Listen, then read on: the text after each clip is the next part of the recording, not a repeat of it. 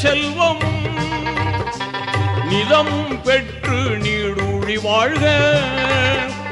ஆண்டவன் அருளால் குழந்தைகள் ஈன்று அறமாய் நபி வழி நடந்து வாழ்க.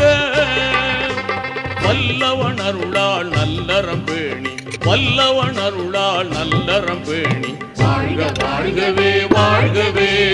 வளமாய் நலமாய் மணமற்ற நூறாண்டு வாழ்க வாழ்கவே வாழ்கவே.